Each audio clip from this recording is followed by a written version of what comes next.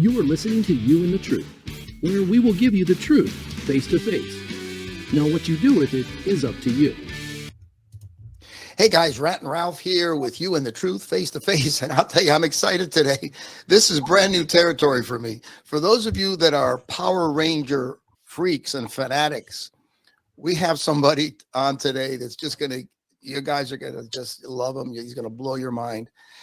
I've heard about the Power Rangers. I used to see the cartoons many years ago, but I never got into it. It's just not the kind of thing that I like. But I didn't understand how popular the Power Rangers were and are.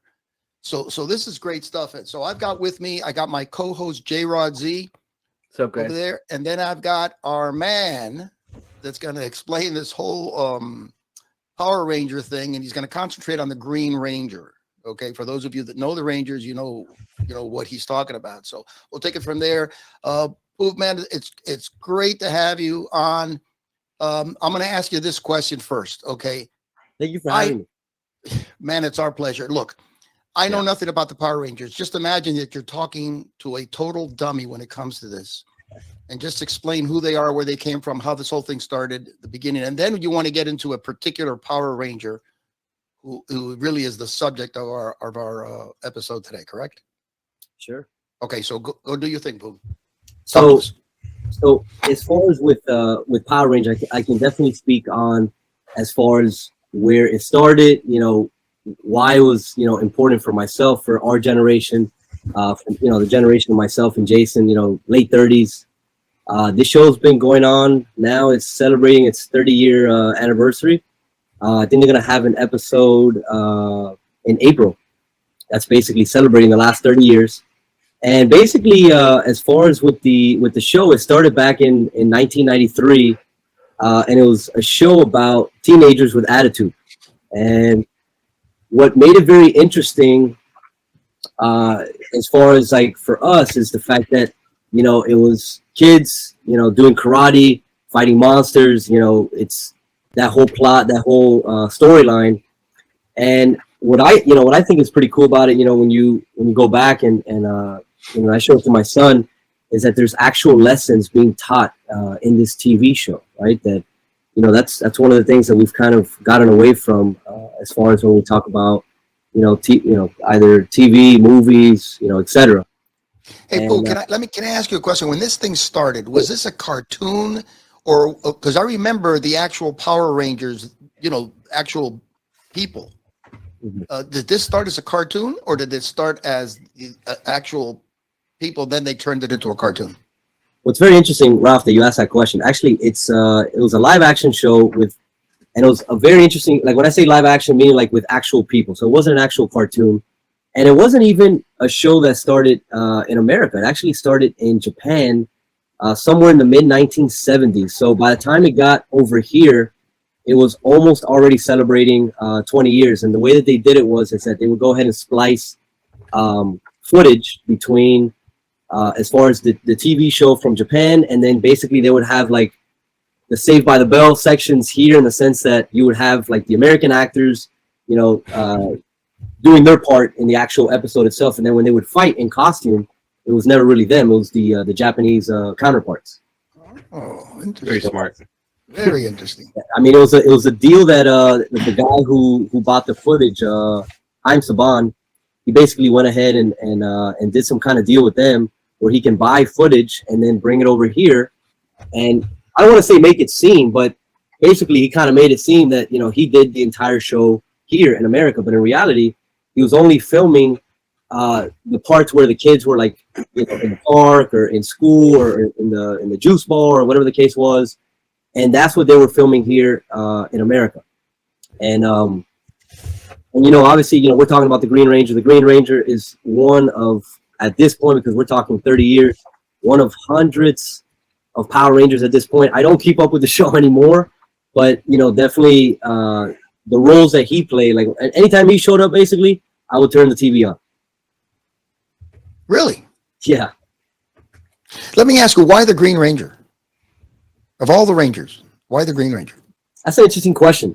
I think it's what he, what his character, but also in many ways, what he stood for, the values that you saw, that the values that he portrayed on the show. You could tell that this was somebody who was hardworking, somebody who was always trying to improve, somebody who had everyday problems that you can kind of relate to. Maybe not so much as a kid, but maybe later on when you kind of watch it, maybe as a teenager. Oh, look at the problems that that these kids have as teenagers or whatever. So you kind of understand. I don't know. It was just something about that, and also too the fact that he was like a loner. He was very shy. So I kind of like identified with him. In that sense that he played a very similar role, I guess, to like the personality that I have, and I guess that's what kind of like got me into that particular character over the other ones that were probably more popular, or like the football player. Like I could never really identify with stuff like that, but the shy guy off to the side, working hard, trying to get better. I don't know. I guess it kind of just stuck with me. Yeah, but Poop, when you say you related to him, you relate? Did you relate to the character he played, or did you relate to this gentleman that we're talking about, which you're going to introduce now? For sure. So which one is it, or was it both? Well, I mean, as a kid, definitely it was the character, right? I mean, the character, the fact that it was so cool just watching him fight monsters and stuff like that. It's a big deal, for a kid. But later on, when you start seeing that he's doing the convention scene, and he was the first Power Ranger to go on a convention, and you started seeing, obviously not the character, but the actual person as far as what he stood for. You started seeing like some of the things that he was able to, some of his accomplishments. He was a businessman. He made it on his own. Just a lot of those things that he stood for. I started relating more when I became an adult, as far as with who he was in life, in reality. So when you say conventions, because I know they have, I used to be a huge comic book fanatic. I have thousands of. So when you say conventions, because I know they have, I used to be a huge comic book fanatic. I have thousands of. When you say conventions, are you talking about what kind of conventions? And these Rangers, when they showed up at these conventions, did they show up just as the Rangers, or did they show up just as themselves and greet people in their real persona? You see what I'm saying? Yeah, no, it's a great question. Actually, I mean, you'd be surprised. I'd be surprised at the number of conventions that they have nowadays.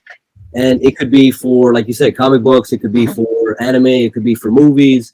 And typically what they do is they try to combine all these different aspects into all these different conventions. And so when they would show up, and by the way, he was actually, like I said before, he was the first one to show up. And actually a lot of the people that were also Power Rangers as well, for many years, they said they don't want to show up. They were not interested. And I thought that was cool. He was the only one that was saying, look, I want to go for the fans, because the fans, seem like they have some kind of interest there for me to show up. So I'm going to try to show up for them. And so.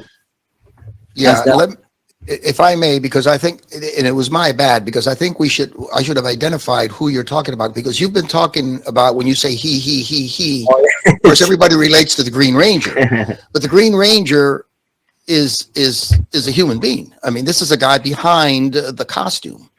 And I think, right? So you want to talk about him, introduce him to the people and tell him who he was and what he did, what kind of, everything whatever you know about him personally, because I think all these characters, when people see them, kids see them and they see them as the character. Mm-hmm. But I think as you get older, for sure, you want to know who the person was behind the scenes.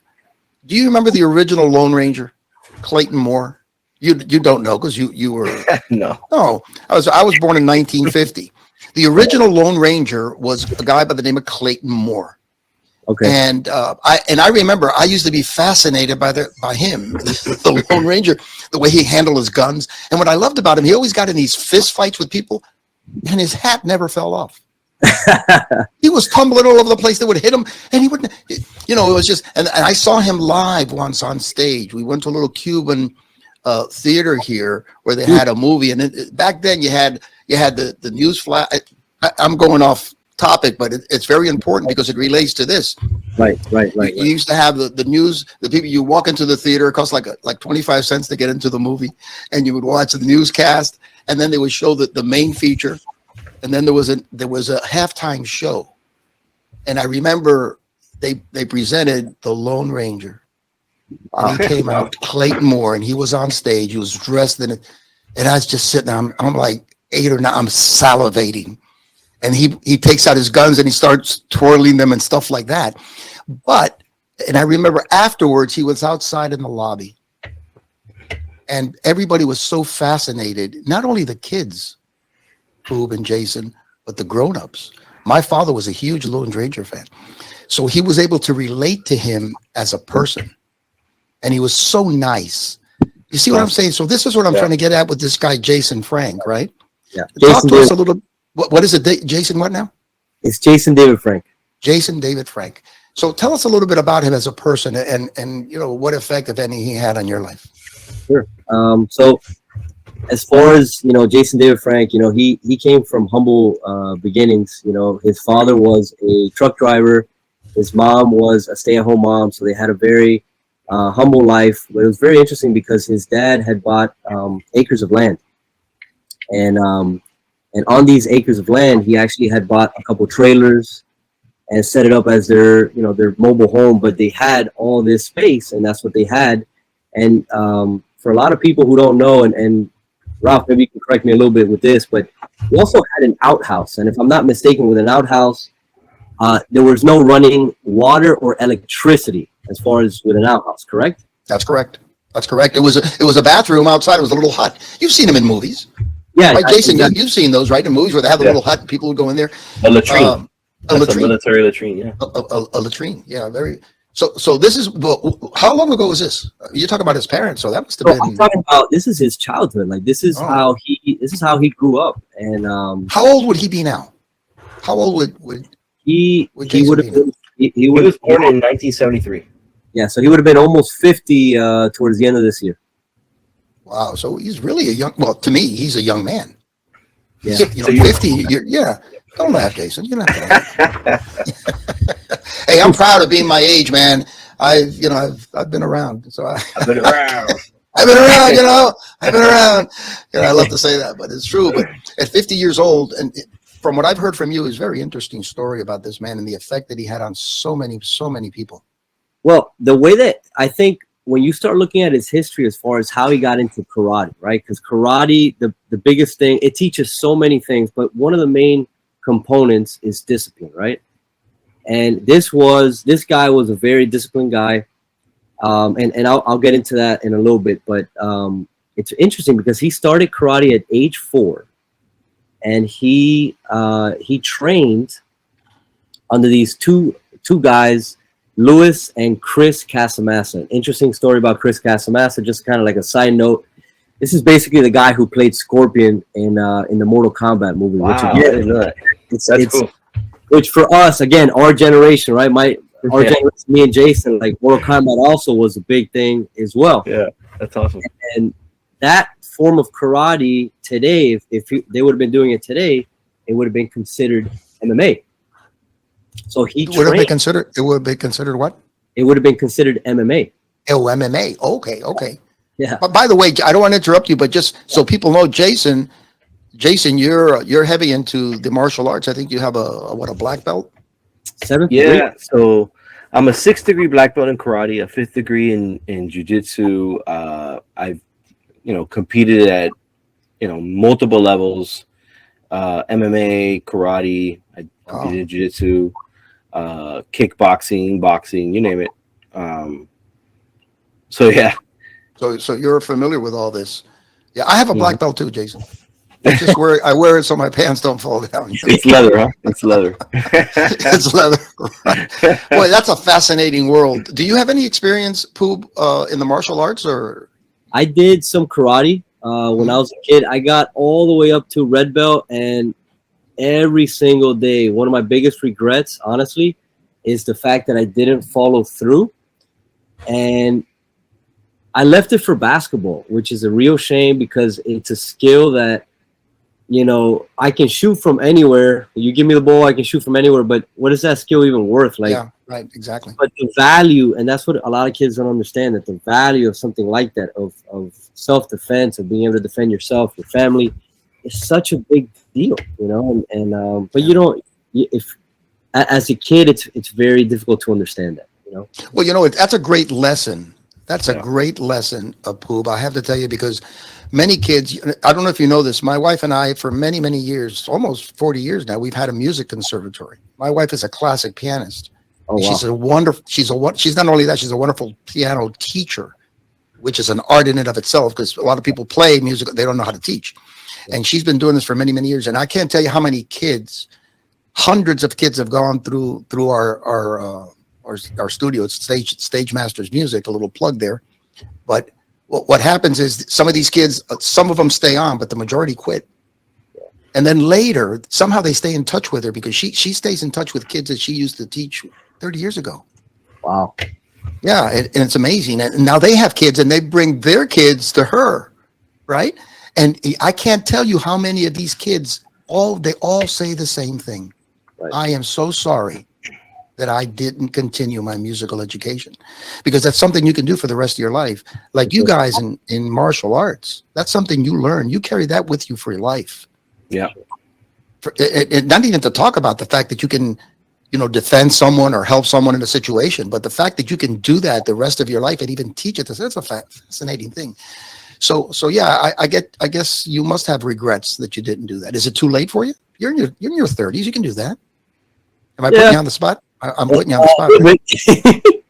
It's not too late. We've talked about it. No, it's too late. You think it's too late, Jason? It's not too late. It's not too late. We talked off camera about me coming back and the whole thing, but you know, we just got to figure it out. We got to figure it out. You never know. Dude, let me tell you something. Take advice from an old man. Seriously, I'm 72. Okay. Wow. And I have to tell you something. And I look back. He doesn't look 72, but he is. I know. 55, like Max, honestly. Well, I appreciate that, man. The other day, someone told me, man, you don't look a day over 71. You're incredible. Yeah. But you know what? When you get older, seriously, Pooh, when you get older, the things that weigh more heavily on your mind than anything are the things that you should have done and you didn't do. They call those regrets. Yeah. And it's usually about things that you did that you wouldn't have done, but the biggest ones are the ones that you could have done, that were handed to you, that were there, and you had the ability to do it, and you didn't do it. That's a terrible feeling. So if you can get back into that, dude, you know, do it. Anyway, I didn't mean to interrupt you. Go ahead. You were talking about. So wait, hold on. I'm going to interrupt now. Okay, go. Do your thing. So, you know, when I was looking into this, I couldn't really pinpoint Jason David Frank's style. You know, I found that he was, you know, he created his own, and you know, he did all these different styles, but I couldn't really pinpoint. And then when you mentioned Chris Casamassa, I went and I found his Wikipedia page, and I realized, like, it's Shotokan, right? Which Jason David Frank also mentioned in his lineage. So I think it's very interesting that it is a purely Japanese style of karate. So like what I teach is Goju-Ryu karate. Shotokan basically comes, it's an offshoot, you know, a couple steps after Goju-Ryu karate. So, you know, a lot of what he learned and what he did is what I do, you know. So I just thought that was an interesting point to make. Basically, Shotokan, it was, you know, cutting the nails off, you know, the claws, removing the claws, getting rid of the samurai sword, getting rid of some of the extreme violence of the martial art, to take it to mainstream Japan after the war. Right? That's what they did. That's what they did to a lot of the martial arts after World War II. They made them more into sports. So you have Shotokan, you got judo, and you know, basically it's interesting to me that that's where the world that he comes from. It's a very good lineage, but it's just very, very interesting. So that's my interruption. That's great. I didn't know any of that stuff. Of course, that's not my world. That's not what I do. But I'm sure a lot of people that are listening to this would is very interesting to them. Let's get into Jason David Frank. Tell us a little bit about him as a person, as an individual, and how he got involved in all this. Whatever you can tell us about. What I was so just kind of going back a little bit to what I was talking about, the fact that he started at age 4, which again, that in itself is amazing, because I think most kids would probably start maybe a little bit older. I think myself, I think I had started at 8 years old or something, and I went all the way until like maybe 13 or 14. But regardless, you know, Jason David Frank, he started at age 4, got his black belt at age 12, which I don't know, Jason, you speak on this. I don't know if that's pretty fast, or I don't know if that's, you know, good timing, or I don't know. Yeah, like we would consider that a junior black belt. Okay. And nothing before 18 is considered. I mean, for us, there's styles that will consider it a black belt. Yeah, but we don't consider anything under 18. Some styles under 20. A black, or you know, an adult black belt. That's a kid. But isn't a black belt a black belt? That's what I was. So the problem is you get a kid who starts very young, right?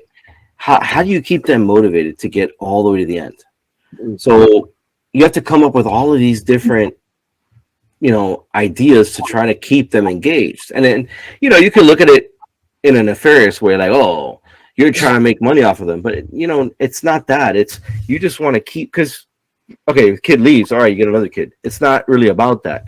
It's you want to try to keep them engaged with the art and with the style. And it gets very competitive, especially as they start getting to around the age like Publio. You're a perfect example. You know, you started playing basketball. Some kids, it's baseball, it's football, it's basketball, it's wrestling, it's whatever, you know, and then, you know, they're gone. And, you know, those are sports. And, you know, the martial arts is way beyond a sport. Like, you know, some of the things I've been through in my life, I probably would have failed. I would not have been successful if I wouldn't have had the martial arts upbringing that I had, you know, and this is something that most people miss out on, because a lot of it, you don't really get it until you're that brown belt, that black belt and above, you know, and, you know, because up until then, you're just learning a curriculum, you know. So Jason, let me ask you, so if a child gets, let's say at 12, like Jason David Frank here, he gets to be a black belt at 12. Yeah. Are you, what I'm getting from you is that basically after that, what is there for him to look forward to? He might lose interest in something like that if a child gets to a higher degree belt too quickly. So is that what you're saying? Yeah, they lose interest even before that, you know. And but if you get the black belt, I would imagine you got to be pretty serious about something to get to that degree. It would seem to me. Yeah. So most styles, what we do is we create all of these different steps in between us, you know, for the kids. You'll have a yellow belt with a white stripe, a yellow belt with a black stripe, a green belt with a white stripe, a green belt with a yellow stripe. And, you know, it's kind of just to slow down the progression. But at the same time, you need to give them rewards, because that's how our society is now. If you don't give them rewards, they're going to go, well, screw this. I'll go to baseball when I get a victory every Saturday, you know, and then we go to not Pizza Hut anymore, but they go to wherever they go now. I don't know. For us, it was Pizza Hut, right? But so, like, think about it. Like, there's no rewards in martial arts. Well, so, Jason, just so you'll know, I'm in the music business. Been in music business, you know, for years. Now, all the kids get a trophy. Yeah. And that's what we try to avoid. It's a participation trophy. Oh, they get a trophy. It doesn't. You know, they play bing, bing, bing. Oh my God! Yeah, they get a trophy. You know, it's like, and it's ridiculous. Think about it. So, if you don't somehow find a way to, you know, basically live in this world, you're not going to have any students to teach. And it's not from a money perspective. It's like right now, you know, my dad's teaching for free. You know, it's not about money. So everybody looks at this model and they go, oh, you guys are just trying to, like, we don't make money on, you know, a monthly payment or anything like that. And we don't sell the gear or the uniform or anything. It's just literally like, hey, we want to keep this art, you know, that we've kept, you know, sacred, and we want to pass it on, right, you know, to another generation. And, you know, I don't want to take away from JDF and the Green Ranger on this and make it about our martial art, but we'll do that on another day. And that's a great topic. But yeah, So- he was very much like that. And you know, you get these traditional martial artists, which is what he is. He came, or what he was. He came from Shotokan. It's a traditional martial art, and then he kind of made his changes to it to make it his own, and you know, it was highly effective. But yeah, like he kept that honor and that integrity in his style that you don't see in some of these, you know, MMA schools, MMA styles. You have just come face to face with the truth. Please don't forget to like, subscribe, share, and hit that bell so you will be notified when we drop new episodes.